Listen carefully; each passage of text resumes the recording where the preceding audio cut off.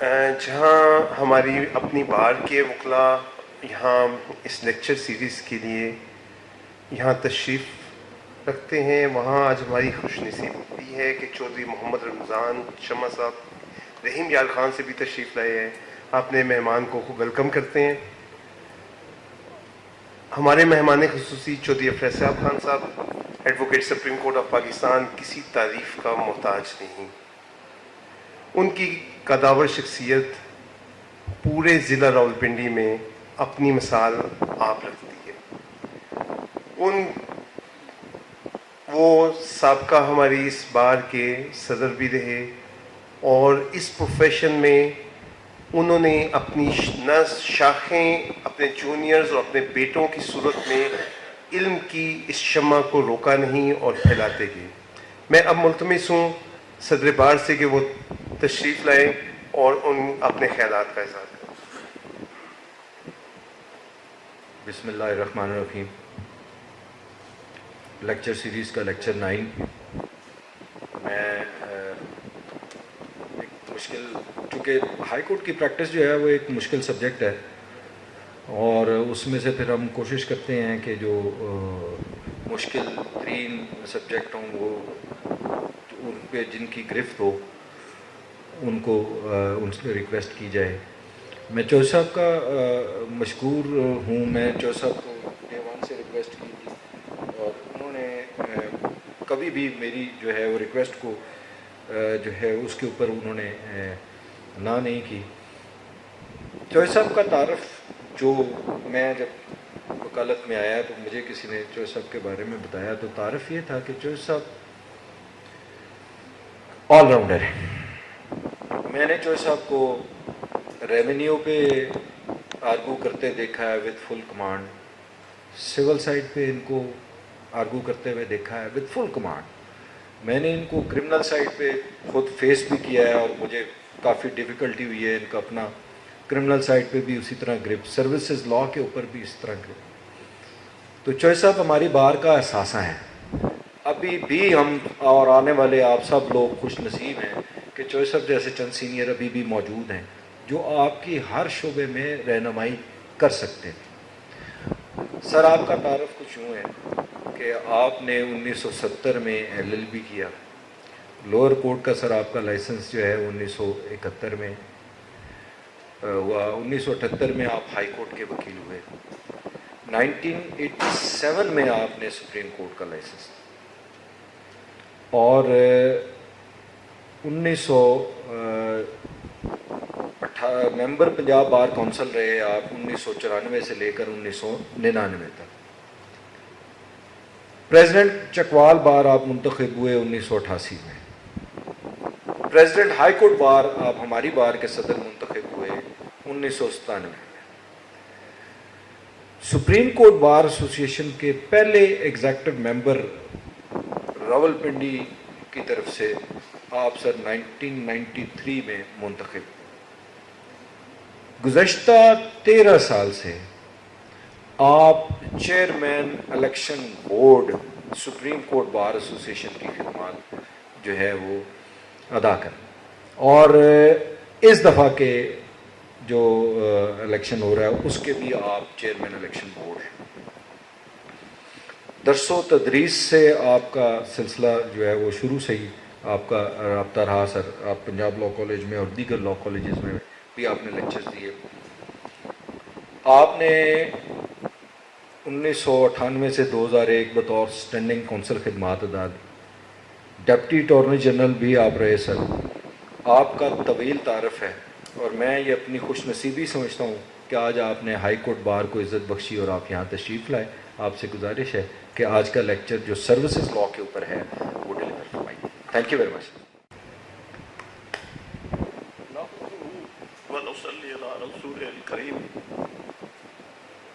الحمد للہ رب العالمین الرحمن الرحیم مالک یوم الدین ایاک نعبد و ایاک نستعین اہدنا الصراط المستقیم صراط الذین انعمت علیہم غیر المغضوب علیہم ولا الضالین آمین.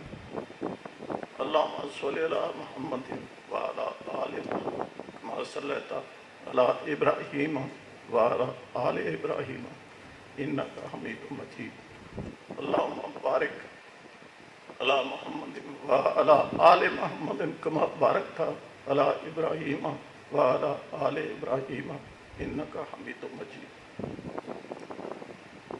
Mr. President, ہمارے رحیم یار خان سے آئے ہوئے محترم مہمان، سیکرٹری جنرل صاحب، ایڈیشنل سیکرٹری صاحب، ممبران بار اور اقبال احمد خان صاحب ہمارے سینئر پہلے جج تھے، ہماری بار کے ممبر ہیں جن کو میں دیکھ رہا ہوں، اور میرے ایک چیمبر سے پہلے سرکار کے وکیل تھے، اب شاید پریکٹس میں آ گئے ہیں. آج میں ان کو بڑے عرصے کے بعد دیکھ رہا ہوں. ہی از ہیئر. بڑے لمبا عرصہ میرے ساتھ انہوں نے چیمبر میں کام کیا اور مجھے اسسٹ کیا. And my senior colleague sitting on the front bench,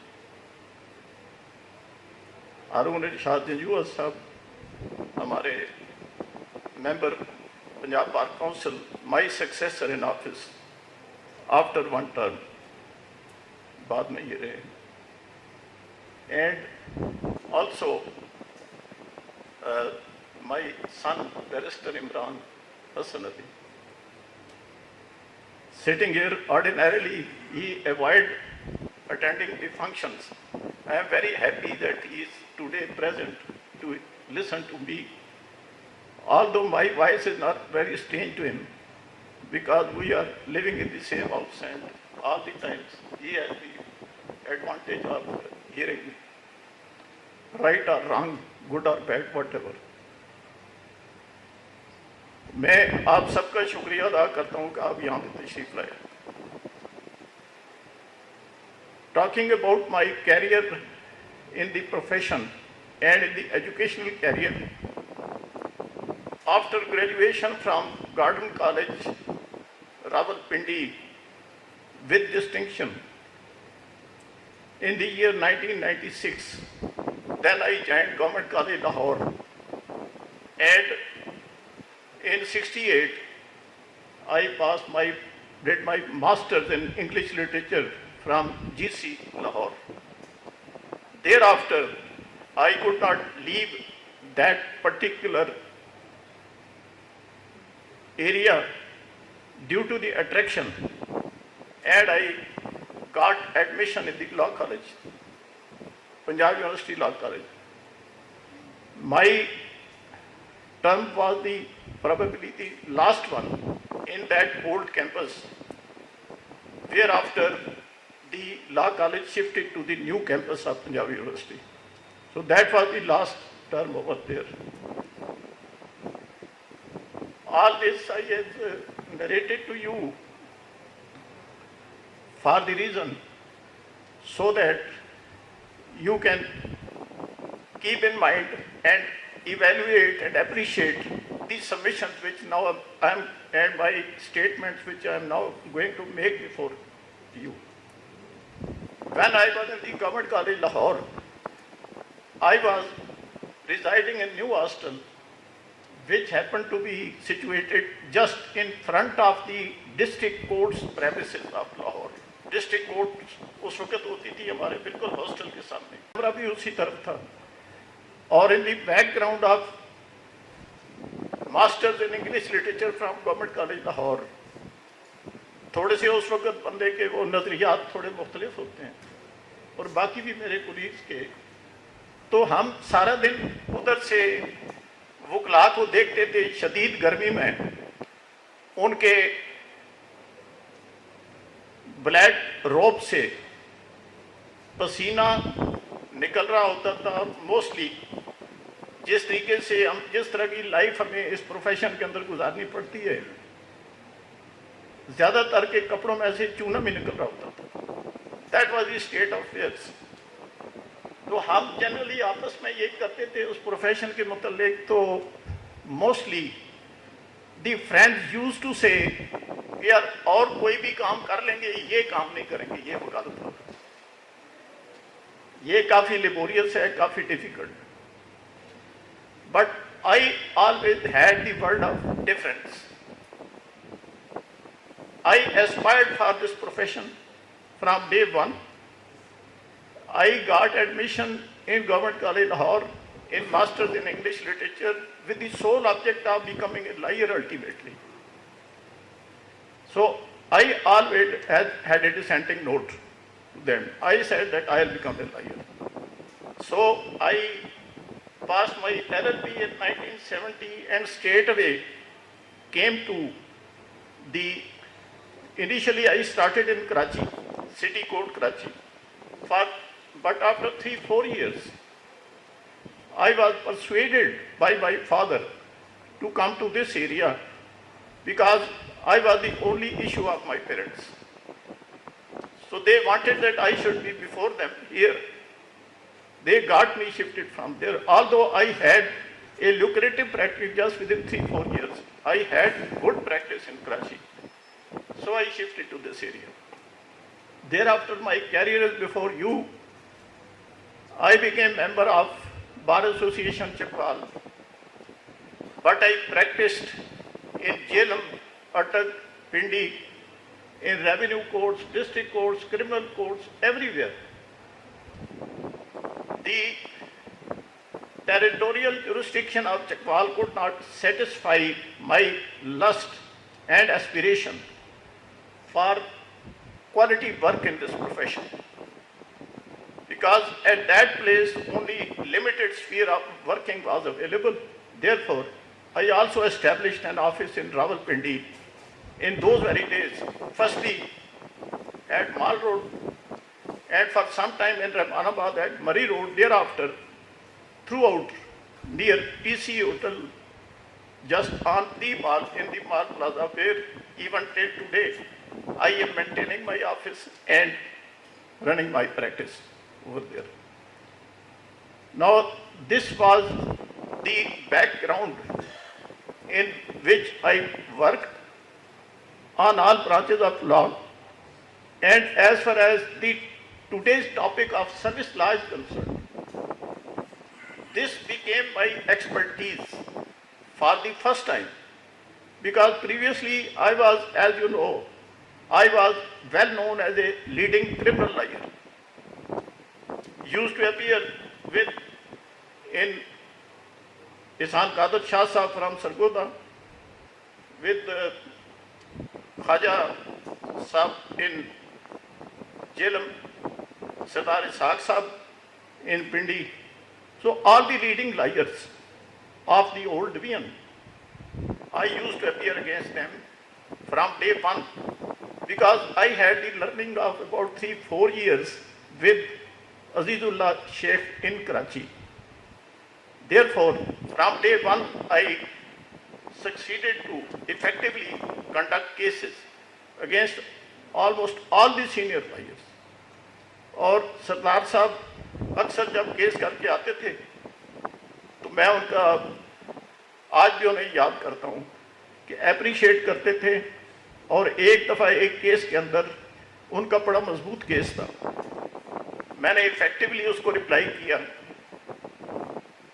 तो सरदार साहब बाहर आए तो वो कहते हैं कि लोहे ही कट रहा है, लोहे को लोहा काट रहा है।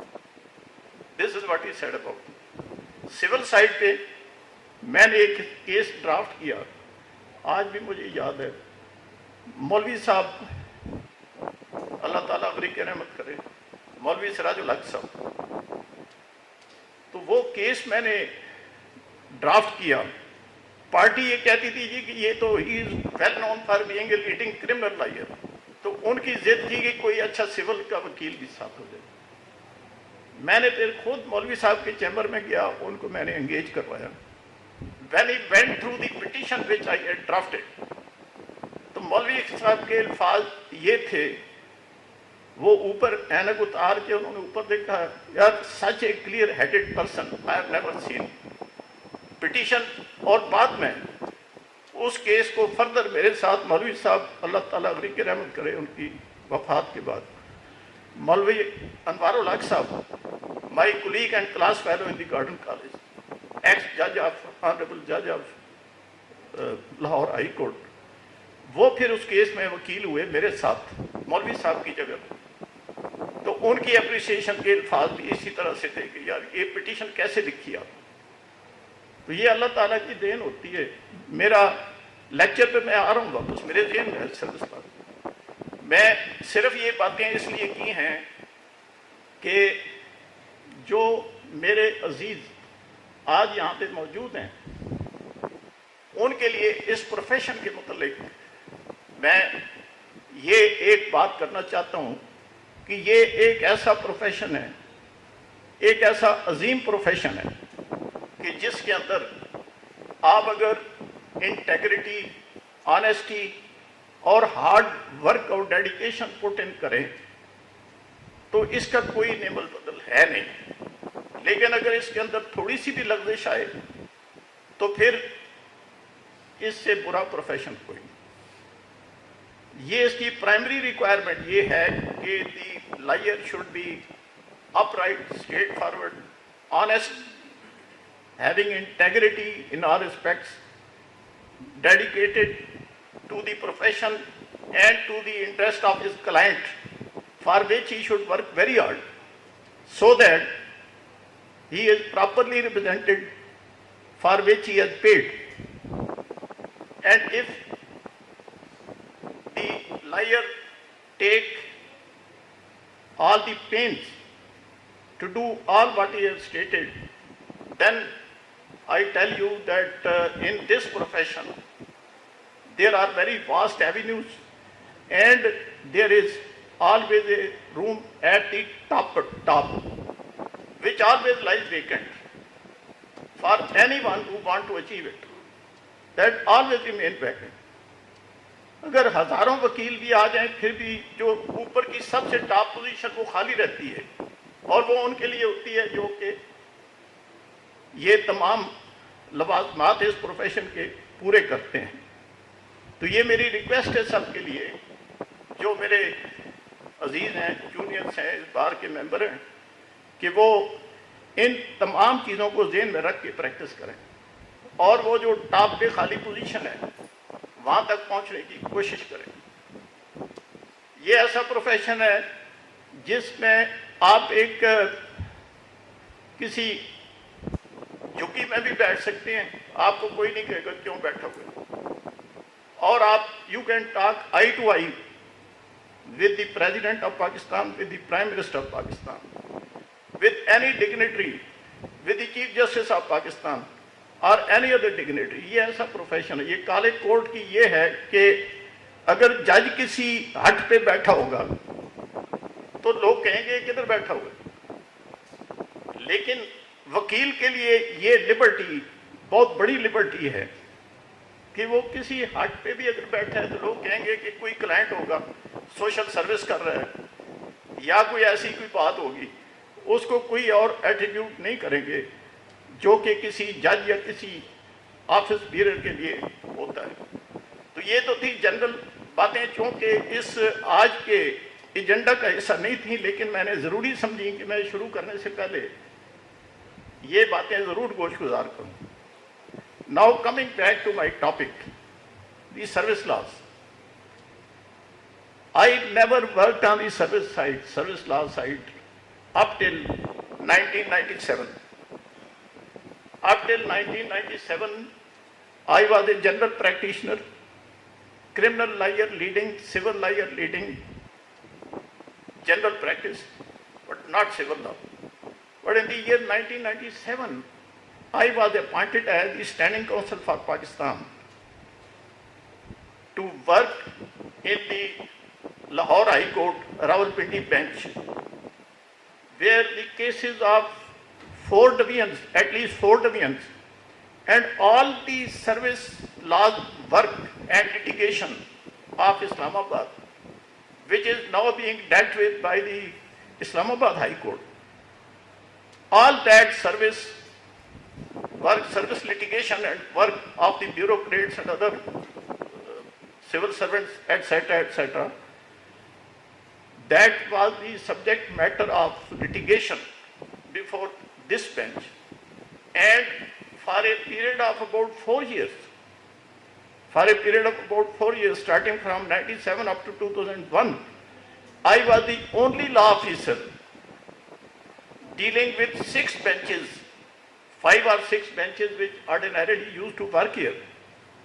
Therefore, no topic, no subject, and no aspect of the service law thereafter remained dormant to be. I had the occasion to work in the service matters of all types of civil servants, public servants, those who were not civil servants, those who were ordinary employees, class 4 employees, and even the service cases relating to the Pakistan Army, Pakistan Navy, and Pakistan Air Force. So those 4 years, I can claim, provided me a chance to gain expertise in the service law as well. And my inclinations diverted from general practice to this specialized practice after that period. As far as the topic is concerned, this was my expertise, but what was the expertise and what the service law is, this is what I am going to state and narrate to my learned colleagues for their advantage at the present. What I have gained as a knowledge in the subject of service laws, I think needs to be explained firstly with reference to Article 260 of the Constitution of Pakistan.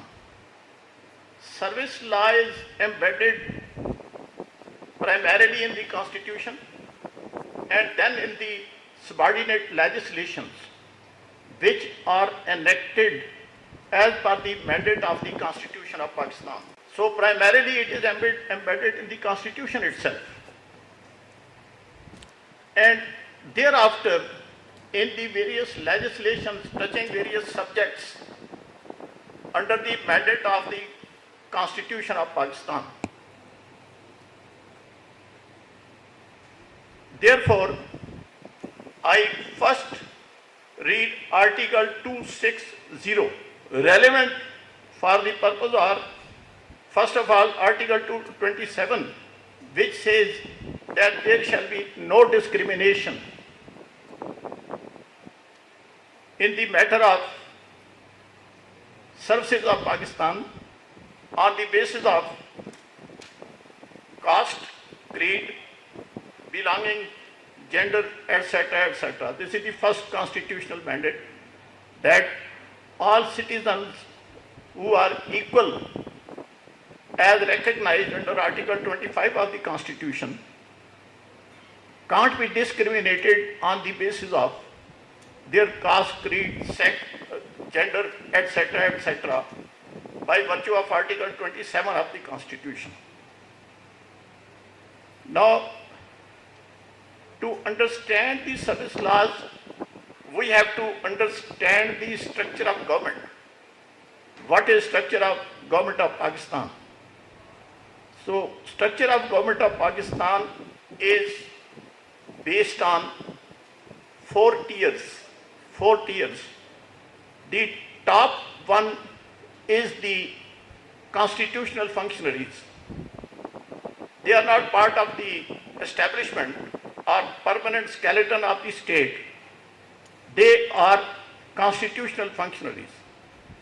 For example, the President of Pakistan, Prime Minister of Pakistan, their advisors, ministers, cabinet, and etc., Attorney General for Pakistan, all these are mentioned in the exception to Article 260 of the Constitution, Article 260 of the Constitution. You will find all those who are constitutional functionaries nothing doing with the ordinary service laws. They are constitutional functionaries and they enjoy their perks and privileges under the provisions of the Constitution, only their pensionary benefits, salaries, etc., are determined by the legislature on the basis of subordinate legislation, which too is based on the mandate of these very provisions of the Constitution of Pakistan. So this is the first category. Now, coming to the second, which is the main category, which we call as the establishment of Pakistan. Establishment or skeleton on which the flesh and blood is hanging. So this is the skeleton of Pakistan. We call it as the people in service of Pakistan. I am not presently talking about the civil servants. I have used the word service of Pakistan. The people in service of Pakistan. Because all those who are in service of Pakistan are not necessarily civil servants, which is a different species and category altogether. People in service of Pakistan. These service of Pakistan is defined in Article 260 of the Constitution. And this Article 260 defines the service of Pakistan means any service, post or office in connection with the affairs of the Federation or of a province and includes, this word includes is of crucial importance, and includes an all Pakistan service. Service in the all Pakistan service is different from service of Pakistan. This is to be distinguished and understood for proper comprehension of the service laws. There is a distinction because all civil servants are in the service of Pakistan, but all those who are in service of Pakistan are not necessarily the civil servants. This is the primary difference between the two. So all Pakistan service is defined in Article 260 means any service post or office, in connection with the affairs of the Federation or of a province, and includes an all Pakistan service. This is one of the components. All Pakistan service, जिसे हम generally CSS ये cadre कहते हैं, this is only one of the components of service of Pakistan, one of the components, but not the entire. And service in the armed forces, etc., are declared as such. Armed forces is different, वो भी service of Pakistan में आते हैं, but they are not civil servants. उनका Pakistan army act के तहत उनके अपने हैं जिसके तहत वो गवर्न होते हैं. Now, after that, इसी के अंदर वो exceptions हैं जो कि constitutional functionaries को service of पाकिस्तान से exclude करते हैं. वो एक separate class है जो कि constitutional functionaries, उनको constitution deal करता है और limited हद तक, जिस हद तक ये require करता है उनको legislation उनको करती है. अब जो second category है जो कि मैंने गुजारिश की कि which is called as the establishment. Establishment is the skeleton, permanent skeleton of the party जो कि उसको sustain करता है. हुकूमत आती है चली जाती है, but that skeleton is there. That skeleton is continuous, is working. अब उस skeleton के अंदर भी दो categories हैं. One category is those who are public servants are in the all Pakistan service, but they are not civil servants. Civil servants और जो जैसे all Pakistan service एक particular service है जो कि which is common to the federation and to the provinces, who are ordinarily called as the CSS officers.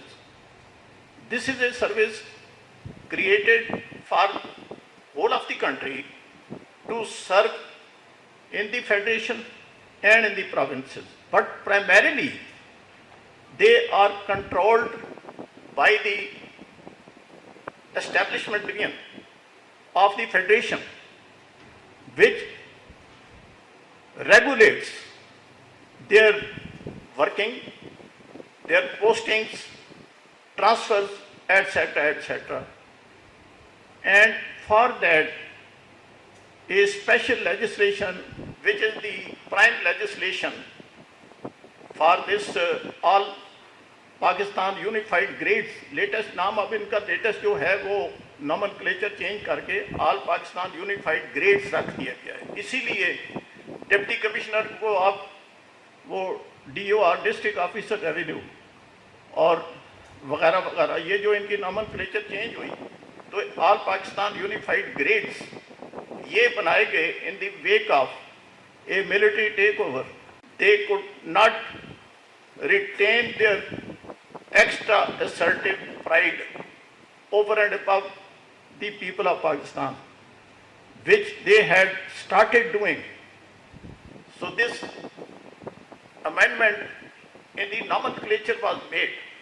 तो उनको नाम नहीं रखते DOR वगैरह, डिप्टी कमिश्नर की बजाय, कमिश्नर की बजाय, ये सारे उनके नाम जो हैं उसमें उन्होंने अमेंड कर दिए। Now the primary statute which deals with the service structure of this all Pakistan service, which is common to the federation and the provinces, is called as the Civil Servants Act 1973, which was enacted under this Constitution of Pakistan. There were provisions in the Constitution of 56 and thereafter in the 62 Constitution. But this legislation has ultimately come in pursuance of this Constitution under Article 240 of the Constitution. This is also under the constitutional mandate. Article 240 says that terms and conditions of the persons in the All Pakistan service shall be governed by an act of legislature, i.e. the National Assembly in case of federation and of the Provincial Assembly in case of a province. Whereas one thing has to be understood that the fourth tier of government, which is the local government, has their own special service structures, and they are not governed by this law, which only relates to the civil servants. Now, as far as the civil servants are concerned, their terms and conditions by operation of Article 240 of the Constitution are governed by the Civil Servants Act of 1973. Whereas those who do not fall in the category of civil servants, but they are in the service of Pakistan, their terms and conditions are governed by the arrangement made between the employee and the employer, which are mostly determined and settled in the letters of their appointment. For example, if we have to employ an ambassador to the United States of America, if he is not a member of the Foreign Service of Pakistan, he is somebody else. If he is a member of Foreign Service of Pakistan and he is sent there as an ambassador, obviously he will be governed by this very act. But if we apply somebody else to perform that duty, for that obviously the letter of appointment shall determine the terms and conditions of that, because he is in service of Pakistan but not a civil servant. Similarly, we have a separate dispensation for the judiciary, which is also dealt with by the Constitution of Pakistan, because they are also the constitutional functionaries, not the civil servants. Same is the position of employees of various corporations, PTCL, Pakistan Airlines, etc., etc. Because the employees of those corporations do not fall and are not covered in the definition of civil servant. An effort was made for some time to cover even the employees of the corporations who were performing the functions of the federal or provincial government to be made civil servants, so that they could also be kept at par in the matter of jurisdictional disposal of the fate of their cases. As you know, under Article 212 of the Constitution, there is a special dispensation. Article 212 of the Constitution says that the government may establish special tribunals, administrative courts and tribunals. So under Article 212 of the Constitution, for the enforcement of their rights, only the civil servants could go. And this provision says the matter relating, year 212 will be for B, the matters relating to the terms and conditions of persons who are happen in the service of Pakistan, including the disciplinary matters relating to arising from tertious acts of government or any person in the service of Pakistan or any local or other authority empowered by law or levy any tax, so and so. These matters were placed in special jurisdiction. High Court was denuded of its jurisdiction under Article 199 of the Constitution by operation of this special dispensation made in the Constitution of Pakistan. Previously, all employees, even other than the civil servants, they could agitate their service grievances in writ jurisdiction before the High Court under Article 199 of the Constitution. But with the enforcement of Constitution of Islamic Republic of Pakistan 1973, this power was segregated from the jurisdiction of high courts and was given to the special tribunal called as the service tribunal, who could deal with the matters. The consequence of this was that whenever we practicing in the High Court used to file a writ petition in the High Court for the enforcement of any of the rights of the civil servants, the answer would come that this court lacks jurisdiction, and many writ petitions meet the fate of dismissal. Even now, almost every day. And we are directed to agitate and take the matter to the service tribunal. Now, before the service tribunal, you can only go when you have exhausted your departmental remedies. Firstly, you have taken the grievance to the next higher forum from the particular authority which has taken a decision against you. First of all, you have to go to that forum. Then there is a time limit that you have to wait for 3 months. If that forum decides within that period, 3 months or 2 months, 2 months or 3 months? 3 months. If that forum decides within 3 months, well and good. Then you have to challenge the order passed by that appellate forum. But in case the appellate forum sits over the matter and fails to decide your grievance or that appeal within that statutory period of 3 months, only then you can go to the service tribunal. And the relevant provision is section 4 of the Federal Service Tribunal as well as of the Provincial Service Tribunals Act 1974. The Central Tribunal is called as the Federal Service Tribunal, working in Islamabad with benches at various places for the convenience at Karachi, Quetta, etc., etc. And in the provincial matters, for those who are employed in the provinces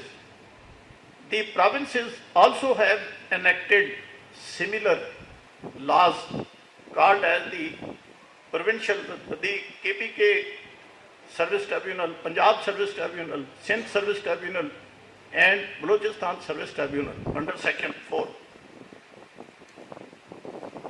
The bar always make efforts, intellectual efforts, to carve ways and means for enhancement of jurisdiction of the High Court, because most of us are ordinarily working in the High Court. And Service Tribunal is something which we feel as going aside from your normal track of working, normal place of working. So for some time there were constitutional petitions filed under Article 199 of the Constitution with the plea that the matter involves interpretation of the Constitution. The liars would implead an extra party, challenge the very law, and say that this is ultra vires the Constitution. Therefore, the Service Tribunal lacks jurisdiction in the matter. So my writ petition should be decided here in the High Court. It had its own implications. And those implications for the client were negative in terms. Firstly, for the reason that when you challenge the vires of the very law under the order has been passed against the client, then a notice was to be issued under Section 27A of CPC to the Attorney General for Pakistan. And a new mess would be created, a litigation within litigation. One case converted into two cases, and the second case is more complicated for the client, not for the lawyer. So that complication ultimately was realized by the honorable judges. They also, humse hi gaye hain wo bhi. So they ultimately laid down the law that even the vires can be looked into by the tribunal. If you can establish that the law under which your right is, they diverted the litigation to that side. At one stage, there was a grievance in the service, in the scenario of the employees' grievances. A situation had arisen where most of the working of the department was assigned to various corporations, but performing the same functions, which was primarily the functions of the government. And the government was having a predominantly controlling share. Therefore, a deciding entity, an entity which actually controlled that corporation, which was created for the purpose of misdirecting the employees and to deprive them of certain rights. For example, there are certain instances, for example, if the government wanted to privatize a certain establishment, for example, Pakistan Television Corporation or any other PTCL, so they made it a company governed by the board of directors based on its memorandum of association and articles of association under the company law. But in pith and substance, in the final analysis, it could be easily discovered that in fact it is a an entity which is practically and virtually being run and controlled by the government, although the name has been changed. Therefore, the writ petitions came, and in the writ petitions also the Honorable High Court wanted to put them at par with to put them to the same earlier position. Therefore, certain judgments came. The government therefore enacted a deeming clause in the law.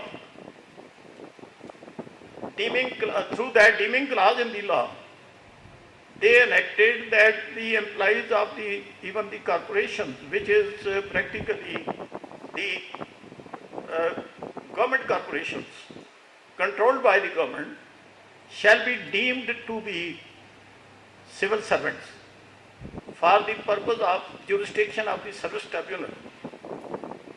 This was an amendment made in the law.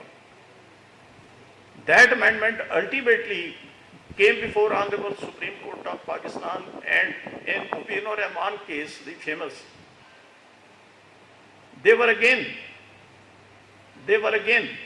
segregated from the mainstream, and that deeming clause was annulled, and they were directed to approach the same jurisdiction of the high courts, subject to the condition, obviously subject to the condition. From there they were segregated.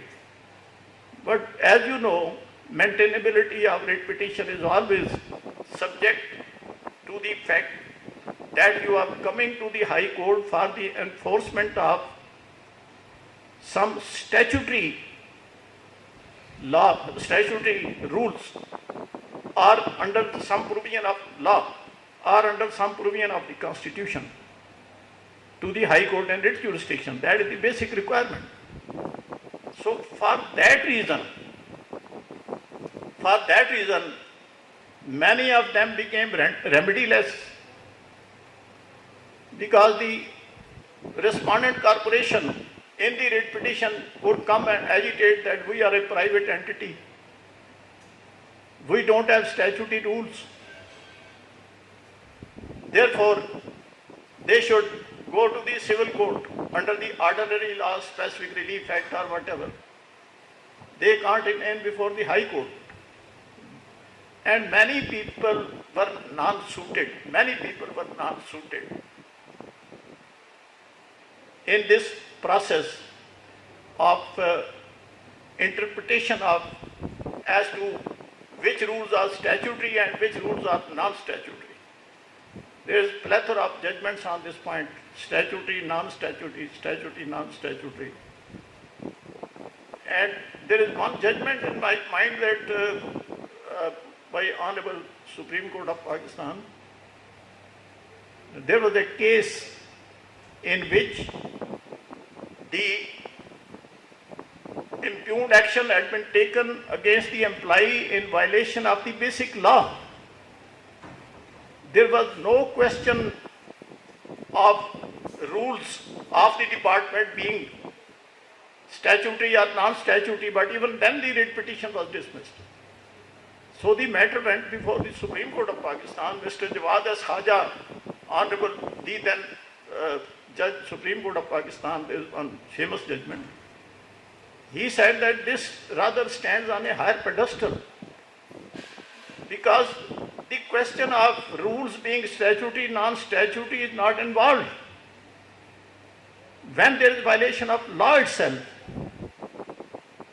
when the very basic law has been violated, then there is no need to look into whether the rules framed under that law are statutory or non-statutory in nature. And if the violation of very basic law is established, it was held that the writ petition would by all means would be maintainable in this circumstance. So this is how the things have been dealt with in the arena of the service laws. Now, I may also apprise this August gathering that as far as This is what we said about the All Pakistan service. They are governed by the Civil Servants Act. They are controlled by the Federation, provide services to the Federation as well as to the provinces. Their mandate of this legislation is Article 240 of the Constitution, under which this law has been made. Now coming to another category of employees is the local government employees who are working in the fourth tier of government, that is the municipal corporations or in the municipal committees, etc., etc. That is the local government employees. It should be kept in mind that this is a different category. They do not, like the contract employees, the local government employees do not fall in the definition of civil servant as given in the Civil Servants Act. They are excluded from the definition of civil servant. Therefore,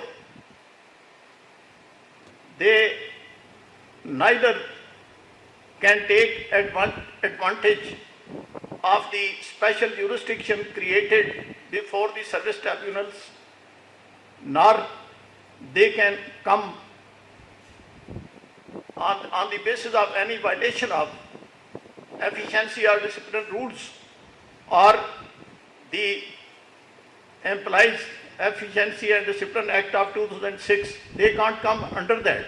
They have their own legislation, and normally each time when local body elections are announced, a local government act is promulgated, local government ordinance or act is promulgated, and which provides also for the service structure and the rules to be framed for enforcement of intention and purposes of that act.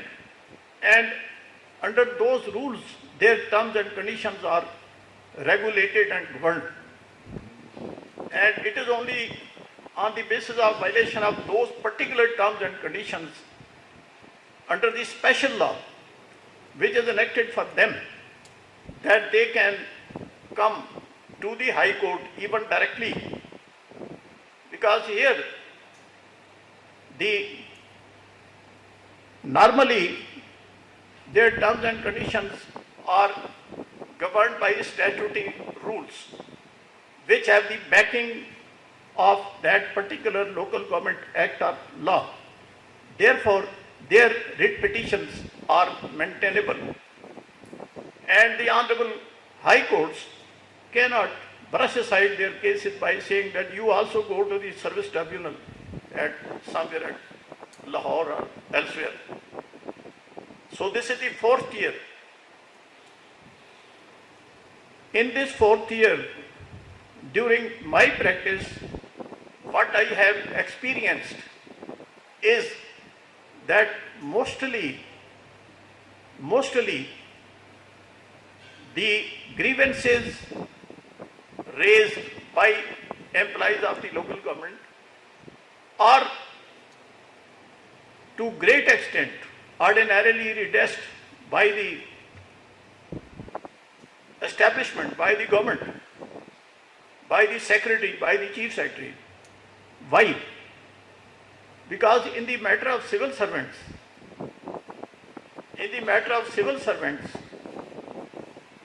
they are exercising their native jurisdiction in the matter of their own colleagues, their own companions, subordinates, etc. And what they prefer is that they should go to the court, let the court decide, instead of the chief secretary deciding and getting the pleasure of that particular employee, whereas incurring the wrath of his adversary, opponent, who also is from the same cadre and same group. So, as per my experience, ultimately they have to go to the court, which is the tribunal under section 4 of the service tribunals, act from where they get the relief in the ordinary circumstances. Now, as far as the local government employees are concerned, local government employees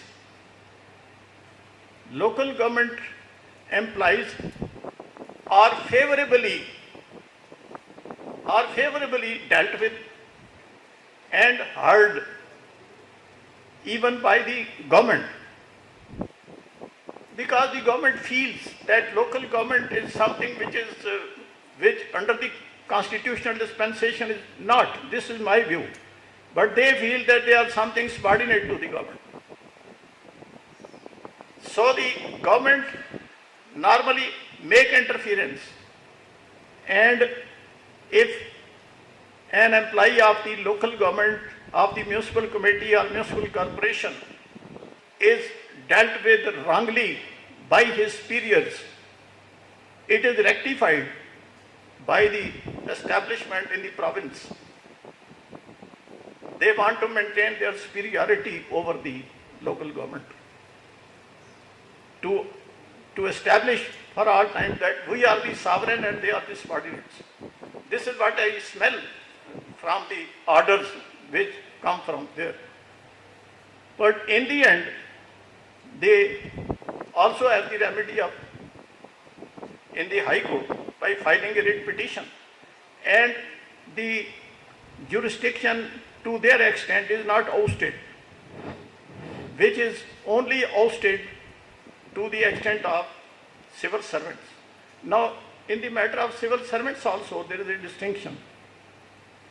Contract employees, they fall in a different category and species. Contract employees, because they don't fall in the definition of a civil, this section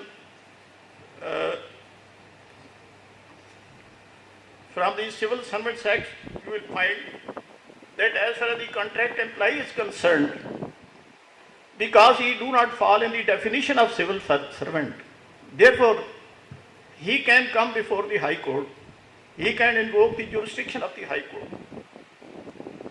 But the High Court, honorable High Courts have developed another jurisprudence, another type of sword, another type of weapon to deal with them. And whenever a writ petition is filed by a contract employee, the liars are confronted with the question that please explain how you can enforce contractual obligation in writ jurisdiction. This is ordinarily the liars face that. On this point, there are a little less than a dozen judgments of various honorable high courts that even contractual obligation, even a contractual obligation or contractual right can be enforced in writ jurisdiction by the High Court if there is violation of law, if there is violation of statute or rules governing his service.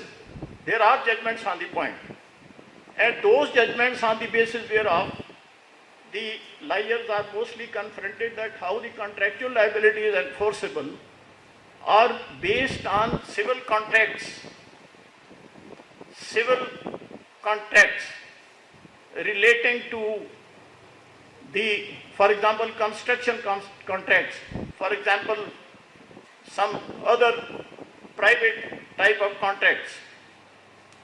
Those judgments regulate only that aspect of the contracts. But as far as the violation of some statutory rule or basic local government act is concerned, if that is there, then there is no question of the court lacking jurisdiction. And even if he is not a local government employee, but he is performing on service, performing duties in the service of Pakistan on contract basis.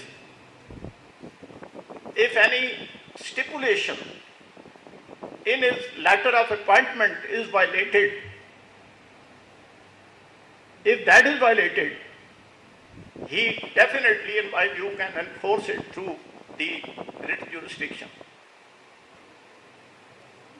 Now, this is generally speaking about the service law governing the three tiers which I have stated, and there is a fourth or fifth, मैंने चार मेरे से बयान किए, a fifth tier of employees who are the common people, citizens of Pakistan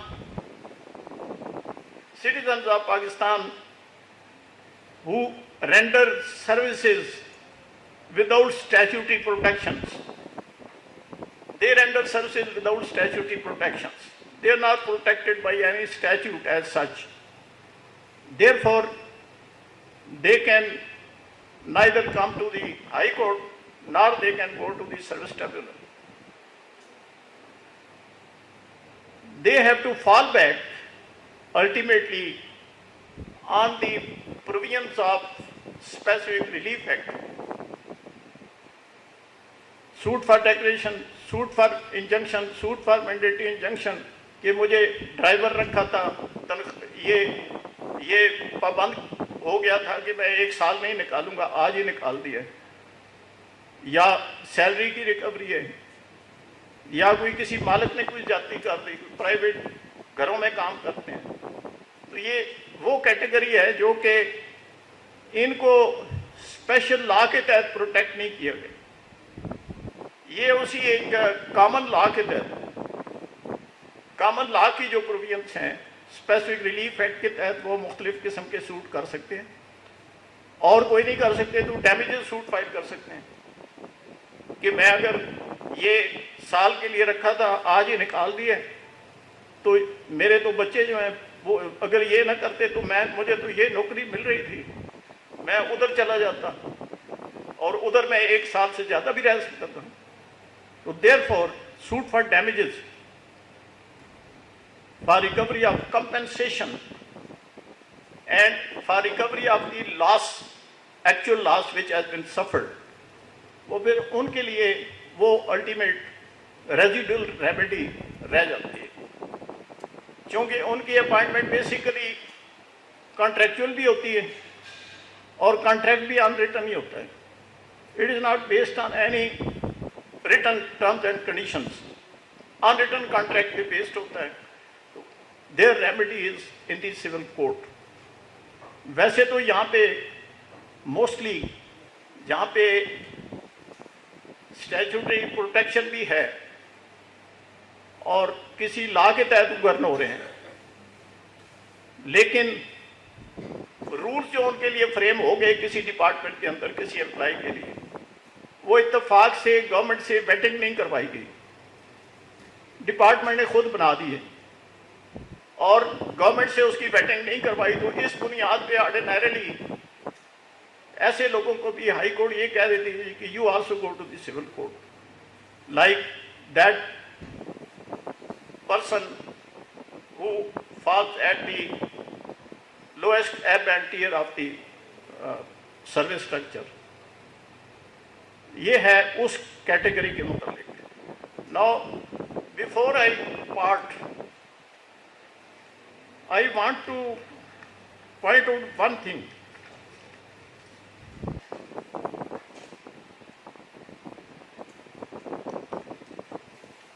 That there are certain specific aspects of service, even of the civil servants.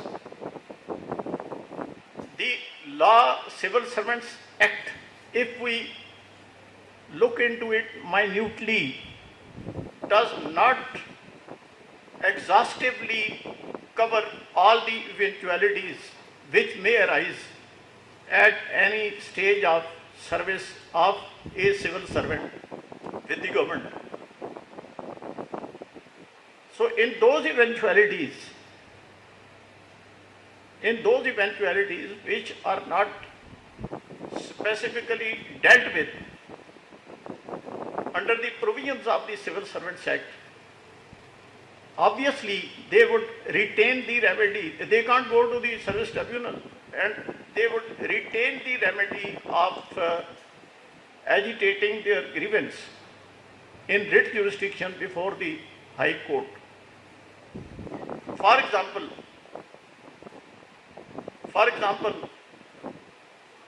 in the matter of service rights, first of all, I would say that Article 27 can be enforced only through the writ petition.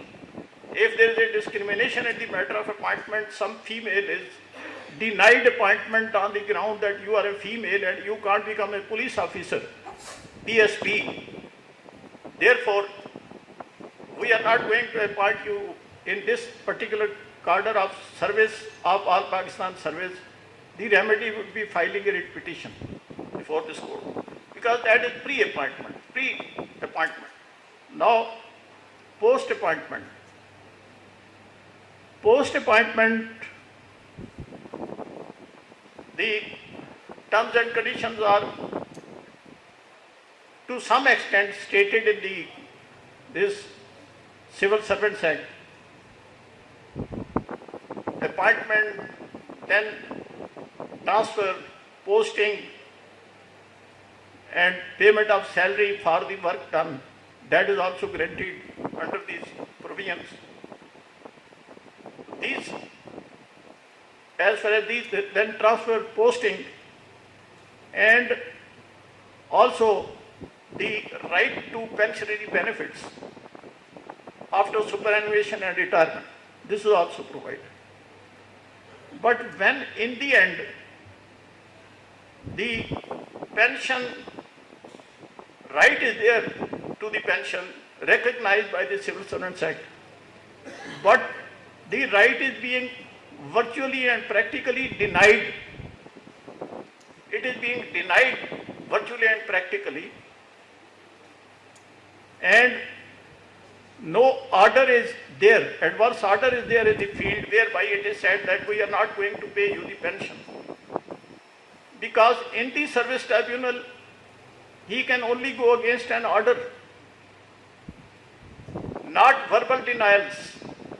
Therefore, in my view, in those circumstances also, the writ petition in the High Court under Article 199 would be maintainable. In those circumstances, seeking a mandamus direction, seeking a mandamus writ for a direction to the respondents that they should honor the mandate of this law, which recognizes my right to get pension post-retirement, and I have satisfactorily performed my duties and retired honorably, therefore I should be paid the pension. So this can be enforced through a writ petition in the High Court, and there is no need to go to the tribunal unless there is a negative order. If there is a specific order giving reasons that these are the reasons why we are not making payment of pension, for example, there was some disciplinary proceeding 10 years earlier and you were awarded such and such punishment, but that is not found part of your service dossier. It is not recorded in your records, and we have now discovered, therefore, there can be something in writing. Then obviously he has to follow the same channel as channel of service tribunal. First going to the higher departmental appellate authority and then to the service tribunal. This is about the... Now coming back to Article 260, I will now only read the exception to Article 260, Article 260 defines service of Pakistan, and who are excluded from the purview of service of Pakistan, they are ordinarily, we call them as the constitutional functionaries. Who are those constitutional functionaries? They are named in this article. This we have to segregate from this service, the establishment employees, the skeleton. These are Speaker, Deputy Speaker, Chairman, Deputy Chairman, Prime Minister, Federal Minister, Minister of State.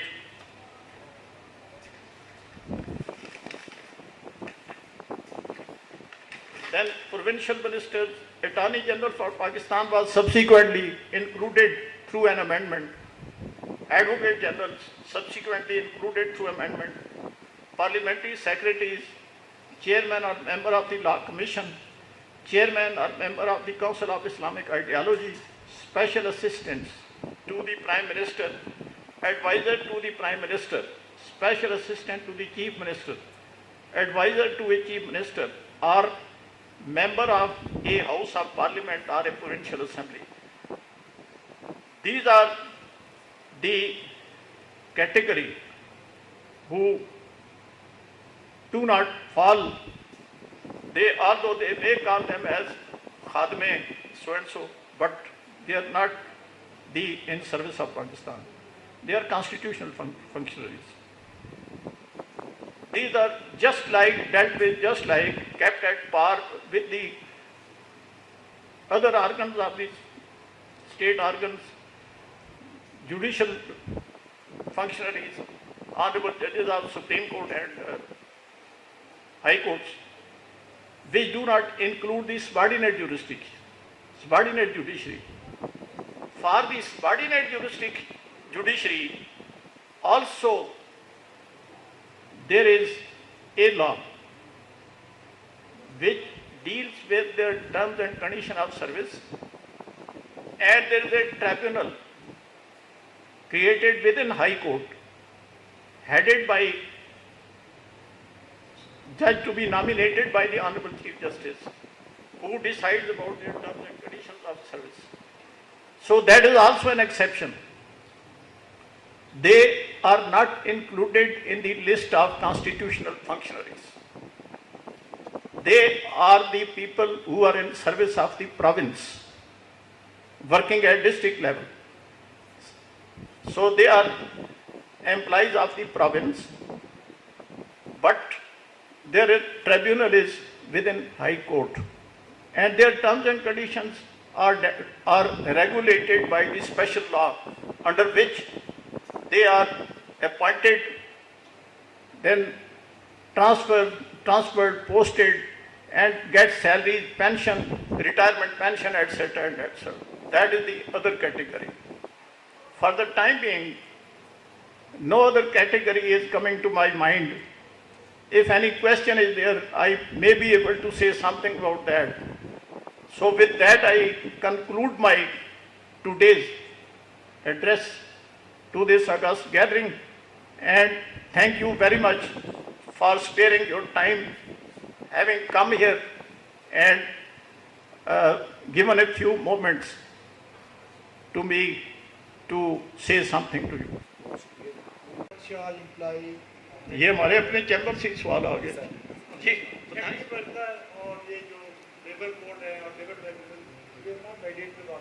ये labour, हाँ, ये मेरे ज़हन से बात निकल गई, अच्छा हुआ आपने सवाल कर दिया। जहाँ पे, हाँ, जहाँ पे सिविल सर्वेंट को डिफाइन किया गया है ना सिविल सर्वेंट एक्ट के अंदर, वहाँ पे कौन लोग सिविल सर्वेंट नहीं हैं? एक तो कॉन्ट्रैक्ट एम्प्लॉइज नहीं है, एक वो लोग नहीं है जो कि workman as defined under the labour laws, जो वर्कमैन होते हैं ना वो भी सिविल सर्वेंट नहीं होते। तो उन वर्कमैन की जो रेमेडीज हैं वो फिर उस चैनल में उनकी ग्रीवेंस पिटीशन आ सकती है, या वो एक केस कर सकते हैं लेबर कोर्ट में, grievance petition before the member national industrial relations act, और उसकी अपील फिर लाई करती है full bench of the NIRC।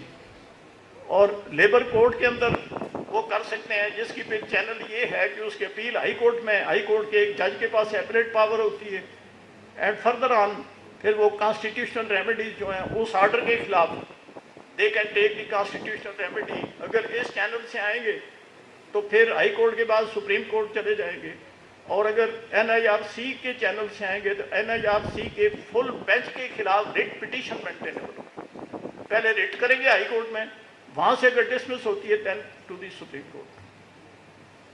جو ابھی آپ سروس آف پاکستان کا بتا بھی رہے تھے آرٹیکل 260 کے اندر, سر یہ سروس آف پاکستان اور سول سرونٹ دونوں کانسیپٹس بڑے انٹرچینجلی یوز ہوتے ہیں. جو آرٹیکل 212 ہے اس میں سروس آف پاکستان لکھا ہوا ہے, تو سول سرونٹ ایکٹ میں پھر سروس آف پاکستان رہنے دیتے ہیں. سول سرونٹ انٹروڈیوس کرنے نے کنفیوژن نہیں آپ کے خیال سے کر دی؟ بیکاز کانسٹیٹیوشن میں word service of Pakistan he use تھا, بٹ ایک نئی ٹرمینالوجی سول سرونٹ کی, آپ اس کے بارے میں کیا سمجھتے ہیں سر؟ میرا اس کے متعلق ویو یہ ہے کہ یہ سروس آف پاکستان کے اندر تو تمام وہ لوگ شامل ہیں جو کہ who are occupying the permanent posts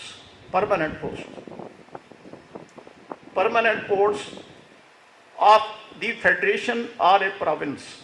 کوئی بھی permanent post جو بھی ہولڈ کر رہا ہے, he is in service of Pakistan, and they are called as the people in service of Pakistan, not as the all Pakistan service.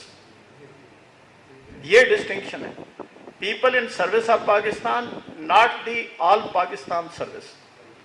All Pakistan service which is a service which is common to the federation and the provinces, and this is established almost in every federation, every federal system of government. There is a civil service which is created, which is common to the federation and the provinces, so that a strong link and bond is kept intact between the federating units and the controlling power remains with the federation. مجھے تو آپ کی بات سمجھ آئی ہے کہ service of Pakistan پھر سارے اس میں سارے آ جائیں گے نا, اور پھر سول سرونٹ ان کو ٹیکنیکلی اپنے پروونشل لاز اور فیڈرل لا کے لیے لگتا کرنا پڑے. یعنی یہ آل پاکستان سروس میں آئیں گے who are common to the federation and this, کیونکہ یہاں سے اسٹیبلشمنٹ ڈویژن ان کو کنٹرول کرے گا, پروونسز کو آئی جی پنجاب, آئی جی سندھ, آئی جی یہاں سے پرووائڈ ہوگا. تو یہ سارا ایک لحاظ سے یہ جو اسکیلیٹن کنٹرول یہاں پہ رکھیں گے, پولیٹیکل کنٹرول جو بھی ہو وہ ایک ڈفرینٹ ہے, اور تمام وہ پوسٹنگ تو کہ آل پاکستان سروس میں یا یونیفائڈ گریڈز کے اندر نہیں آتی, لیکن ہے وہ پرماننٹ پوسٹ فیڈریشن کی یا کسی پروونس کی, اور وہاں پہ کوئی امپلائڈ ہے, وہ کنٹریکٹ پہ ہے یا جیسے بھی ہے, ہی از ان سروس آف پاکستان. سر ایک سوال اور تھا سر, یہ فنڈامنٹل رولز اور سپلیمنٹری رولز سے ریلیٹڈ تھا, پرابلی شاید وہ بہت زیادہ یوز ہم کرتے ہیں سروس لاس کے اندر, بٹ وہ سر ان کی کوئی بیکنگ ہے لیگل, مطلب آتے اسٹیچوٹری رولز یا پروسیجر ہے, کیا ہے وہ فنڈامنٹل رول جو ہے نا, یہ تو ہے ایک اسٹیبلشمنٹ کی انٹرنل کنسنسس پہ بیسڈ ہیں, فرام ٹائم ٹو ٹائم وہ ان کو اسٹیبلش کرتے رہتے ہیں. آپ اسے کہہ سکتے ہیں کہ those are the non statutory rules based on structural formation of the mode of discretion to be exercised by various officers. وہ اس کے لیے کرتے ہیں. Thank you sir, thank you.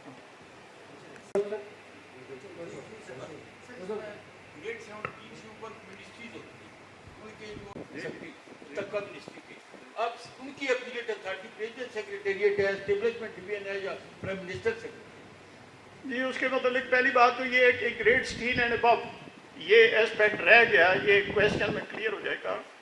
Grade 17 and above جتنی اپوائنٹمنٹس ہوتی ہیں وہ صرف اور صرف کمپٹیٹیو بیسس پہ تھرو پبلک سروس کمیشن ہو سکتی ہے.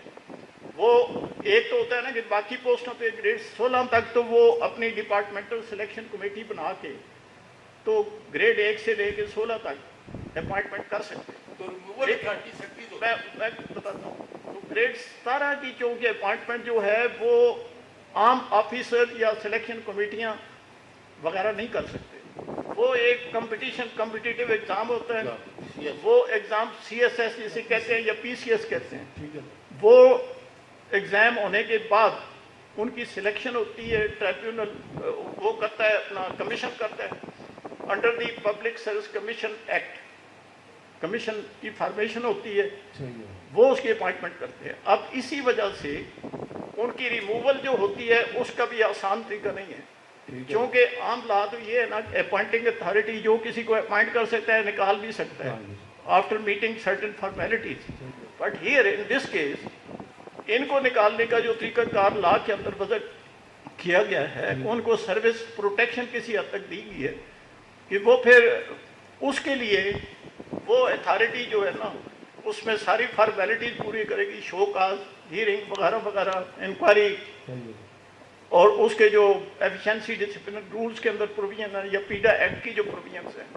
उन सबको मीट करेंगे। मीट करने के बाद रीजंस देंगे, वजह देंगे, only then can be terminated. फिर उसकी नेक्स्ट हायर अथॉरिटी में अपील, ट्राइब्यूनल में, फिर ये सारा फिर चैलेंज होगा।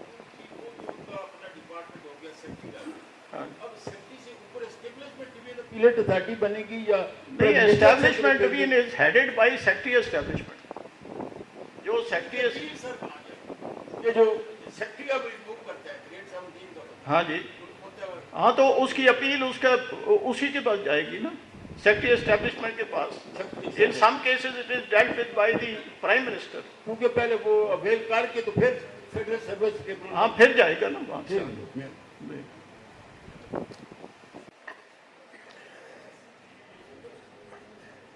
चौधरी अफरासियाब खान साहब advocate supremo court of Pakistan को खुशामदीद कहते हैं कि वो स्टेज पे तशरीफ लाएं। मैं सदर बार से रिक्वेस्ट करता हूं कि वो स्टेज पे तशरीफ लाएं।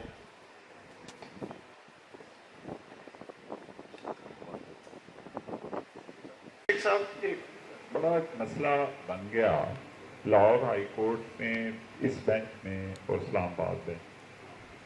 यहाँ जब हम सर्विस से कल का कोई भी मैटर दायर करते हैं तो 98% ये 212 का बार लगा देते हैं, और इस्लामाबाद वाले 98% वो जुरिस्डिक्शन को एक्सरसाइज कर रहे हैं। उसका ये नुकसान हो रहा है कि यहाँ से सारी लिटिगेशन ख़त्म, वहाँ पर शुरू। यहाँ पर अगर 4 रिस्पोंडेंट्स जो है वो पंजाब के हैं और एक अगर फेडरल का लगा दिया है, ये जुरिस्डिक्शन एक्सरसाइज नहीं करते। वहाँ अगर 5 रिस्पोंडेंट पंजाब के हों तो एक वो इस्लामाबाद का किसी भी मिनिस्ट्री को पार्टी करते हैं तो वो उस जुरिस्डिक्शन को एक्सरसाइज कर रहे हैं। अब इसके बारे में लॉ क्या कहता है कि जुरिस्डिक्शन को एक्सरसाइज करनी चाहिए या जुरिस्डिक्शन को particular in service matter restrain देना चाहिए? ये शेख साहब, as far as I have been able to understand, इस आपका जो क्वेश्चन है ना, बड़ा पर्टिनेंट और इम्पॉर्टेंट क्वेश्चन है। इसके 3 हिस्से हैं। वन इज कि ये इस वजह से नहीं सुनते कि ये हमें टेरिटोरियल जुरिस्डिक्शन नहीं है। एक तो आपने ये कहा कि टेरिटोरियल हमें नहीं है क्योंकि एस्टैब्लिशमेंट डिवीजन का ये ऑर्डर है, सेक्रेटरी एस्टैब्लिशमेंट का, ये किसी सेक्रेटरी का sitting in Islamabad, therefore we lack jurisdiction in the matter.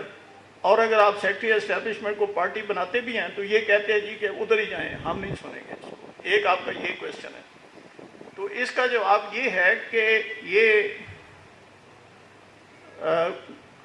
जहाँ तक हाई कोर्ट की जुरिस्डिक्शन का तल्लुक है, ये तो मैं समझता हूँ कि हर हाई कोर्ट को इस्लामाबाद के मैटर्स में भी जुरिस्डिक्शन हासिल है, तमाम हाई कोर्ट्स को, नॉट ओनली पिंडी बेंच और Lahore high court but also Sindh high court, Balochistan high court and ये, बल्कि इस हद तक भी ये मैं अभी यहाँ पे रेलेवेंट है, मैं कर दूँ कि हमारे 2 चीफ जस्टिस जो थे शाह साहब, उनको रिमूव वहाँ पे एक बेंच बिठा के, वो आज सुप्रीम कोर्ट का बेंच था कोयटा में और पेशावर में, उसको रिमूव किया गया। तो ये हाई कोर्ट की जुरिस्डिक्शन जो है ना, ये एक्सटेंड करती है सारे पाकिस्तान में। नंबर 2, एस्टैब्लिशमेंट डिवीजन जो है वो it is based in Islamabad, but it is an establishment division of the federation of Pakistan. तो अगर आप फेडरेशन ऑफ पाकिस्तान को पार्टी बनाते हैं, फेडरेशन ऑफ पाकिस्तान के खिलाफ तो रिट हर बेंच में लाइक फेडरेशन ऑफ पाकिस्तान के खिलाफ और जुरिस्डिक्शन को एनहांस करना चाहिए, कर्टेल नहीं करना चाहिए।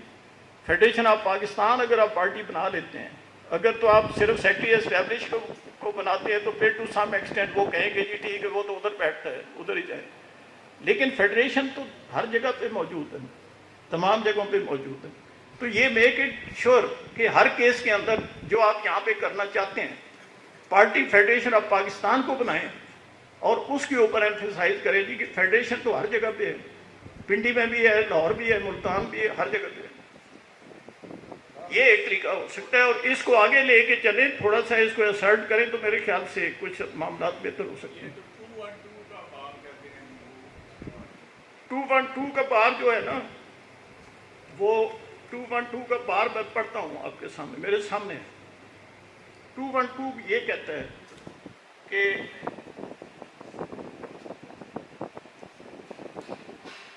matters relating to the terms and conditions of persons who are or have been in the service of Pakistan, including disciplinary matters।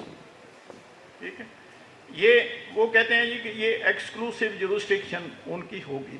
अब यहाँ पे आपको ये क्वेश्चन टेरिटोरियल जुरिस्डिक्शन का नहीं है, ये है हमने ये डिस्टिंग्विश करना है कि जो मामला आप लेके अदालत में जा रहे हैं क्या वो टर्म्स एंड कंडीशन के अंदर फॉल करता है या नहीं करता। उसके लिए आपको पढ़ना पड़ेगा सिविल सर्वेंट्स एक्ट, जिसके अंदर terms and conditions of the civil servant are stipulated.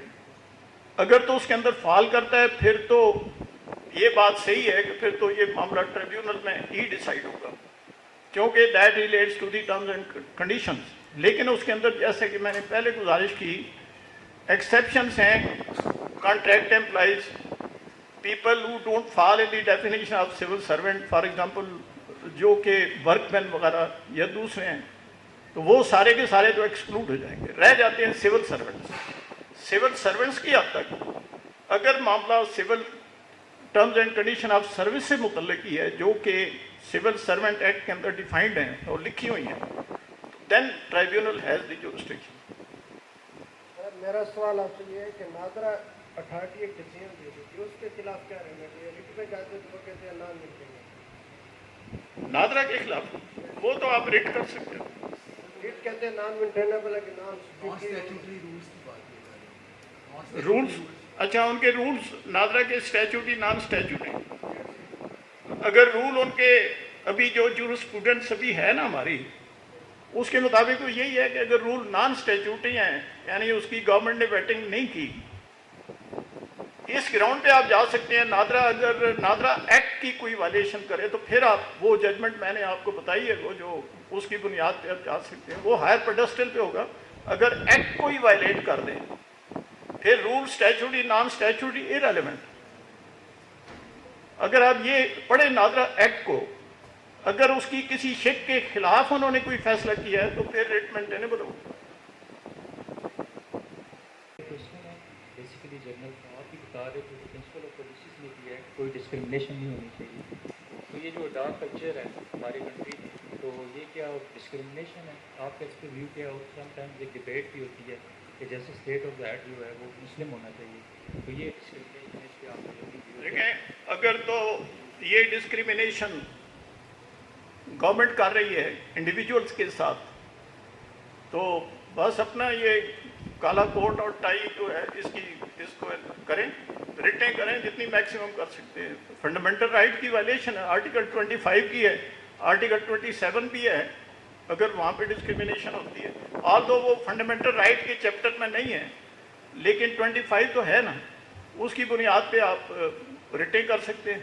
लेकिन अगर डिस्क्रिमिनेशन किसी और जगह से हो रही है तो उसके फिर फॉर एग्जांपल कोई डिस्ट्रिक्ट कोर्ट डिस्क्रिमिनेट कर रही है, एक वकील को ज़्यादा बेनिफिट दे रही है, दूसरे को कम दे रही है, तो फिर सदर साहब से रब्ता करें।